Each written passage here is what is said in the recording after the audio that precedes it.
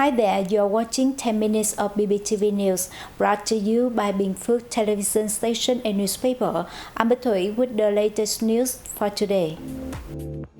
Prime Minister outlined tasks for environment sector in 2024. Bình Phước focuses on infrastructure investment and inter-regional traffic link. Enterprise at Bình Phước Industrial Park maintains salary and tax bonuses. Let's begin our bulletin with the latest news from Bình Phước Province. In this pursuit of socio-economic development in 2024, one of the key priorities set by Bình Phước Province is to concentrate on investing in infrastructure development, inter-regional traffic projects, urban infrastructure, and digital transformation infrastructure. This strategic focus aims to accelerate the province's economic restructuring and drive rapid and sustainable development. Investing in infrastructure and developing inter-regional traffic links have been identified by the province as crucial solutions to attract investment and foster overall economic and social development. Bình Phước is actively implementing a series of infrastructure projects, including key expressways and the development of terminals, dry ports, overpasses, and bridges. These initiatives are geared toward creating advantages for importing and exporting goods within the region and with neighboring countries. Bình Phước has outlined plans in 2024 to expedite investment procedures and promptly begin inter-regional traffic projects. Such projects include the western sections of the North-South Expressway from Gia Nghĩa Đắk Nông to Trân Thành Bình Phước, the Ho Chi Minh City Thủ Dầu Một Trân Thành Expressway, and the Đồng Phú Bình Dương Road. The province aims to enhance connectivities between Bình Phước and other provinces in the southeastern region, creating significant momentum to drive its economic development. Despite facing numerous challenges in 2023, such as reduced orders and operational disruption, businesses within Industrial Park in Bình Phước are working to sustain production to retain their workforce. They also ensure that employee wages are either at or above the regional minimum. At domestic enterprises, monthly salaries range from 4.2 million Vietnam dong to 30 million Vietnam dong, with the average salary being approximately 7.7 million Vietnam dong and the average income being around 9 million Vietnam dong. At foreign enterprises, monthly salaries vary from 4.1 million to over 71 million Vietnam dong, with the average salary being 8.4 million Vietnam dong and average income 10.5 million Vietnam dong. During the 2024 New Year holiday, 34 enterprises provided tax bonuses to their employees, ranging from a high of 130 million Vietnam dong to a low of 100,000 Vietnam dong. Some companies also plan to reward employees for the Lunar New Year with 1 month's salary. The successful implementations of competitive salary and bonus policies, coupled with efforts to attract investment in Bình Phước Province, has effectively retained the workforce at the province industrial parks.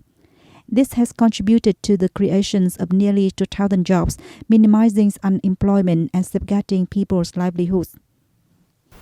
To ensure safety and effectiveness in disease prevention and to safeguard public health before, during, and after the Tet holiday and the festive season in 2024, the Bình Phước Department of Health has issued the directive to the Provincial Center for Disease Control and other relevant agencies to prepare various contingency plans to any disease outbreak.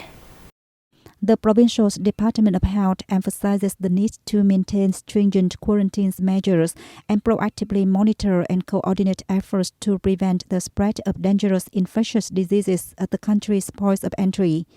Health facilities are required to operate around the clock with reserves of medicines, intravenous fluids, medical supplies, chemicals, beds, and emergency vehicles for urgent cases. The Food Safety and Hygiene Department is urged to develop plans to ensure food safety and prevent food poisoning during the 2024 holidays. They are also instructed to be prepared with the personnel, vehicles, and technical supplies needed to handle any potential food safety incidents that may arise.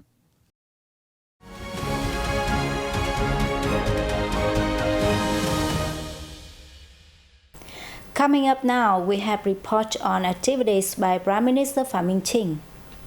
Prime Minister Pham Minh Chinh has emphasized the need for the Ministry of Natural Resources and Environment to build a contingent of capable officials and public servants to fulfill the difficult and complicated tasks related to land, natural resources and minerals. While delivering a speech at the ministry's conference to review its performance in 2023 and launch tasks for 2024 held in Hanoi on December 31st, the Prime Minister asked the ministry to drive the development of maritime economy, concentrating on meticulous planning to ensure land reserves for development, and review priority land bases earmarked for the planning of economic and industrial centers along the coastline. Among the slated tasks for 2024, the ministry was tasked with evaluating water resources and forecasting challenges to propose strategic solutions to ensure water security. We have more news coming up next. Let's take a look. The Association of Southeast Asian Nations Foreign Ministers on December 30th issued a statement on maintaining and promoting stability in the maritime sphere in Southeast Asia. In the statement, the ministers said they closely follow with concern the recent developments in the East Sea and reaffirmed the importance of maintaining and promoting peace, safety, security, stability, and freedom of navigation in and overflight above the maritime sphere of Southeast Asia, particularly the East Sea. The ministers underscored the importance of the full and effective implementation of the Declaration on the Conduct of Parties in the East Sea in its entirety and committed to working towards the early conclusion of an effective and substantive code of conduct in the East Sea. This is the fifth time ASEAN has issued a statement on maritime issues since 1995, with the most recent statement on the East Sea released in 2014. Vietnam's vegetable export revenues is forecast to reach about 1 to 1.5 billion USD by 2030 under a project recently approved by the Ministry of Agriculture and Rural Development. The nationwide vegetable production is estimated at 23 to 24 million tons, with around 1 to 1.3 million tons designated for processing. Under the project, safe and concentrated vegetable growing areas with clear origin will be developed in order to meet domestic and export demand, contributing to national food security, food safety and hygiene, and improving community health. By 2030, the national vegetable cultivation is projected to cover an area of some 1.2 to 1.3 million hectares. The area dedicated to safe and concentrated vegetable production will be around 360,000 to 400,000 ha, roughly 50,000 to 60,000 of which will be for processed vegetables. Regarding the domestic market, the focus is on continuing to assist enterprises, cooperatives and households in building brands for safe vegetables. For exports, the strategy involves maintaining existing traditional markets while actively expanding into new ones. Being a small ethnic minority group, the Pathan people in the northern Tuyên Quang province must work hard to maintain their traditional custom.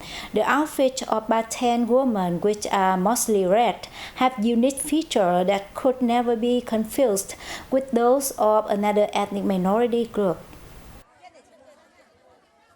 The Pathan people have adopted red as the primary color of their clothing because they believe it's the color of fire, with the traditional fire dancing festival providing inspiration to all.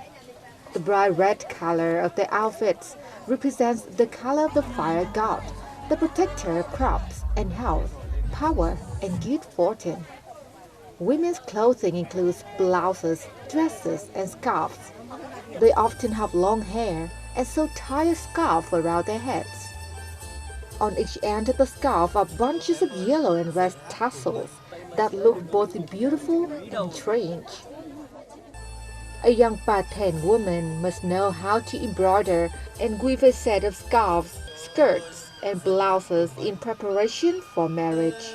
Outfits are therefore not just about dressing up, but also about expressing the maturity of teenage girls, and is a tradition passed down in each family.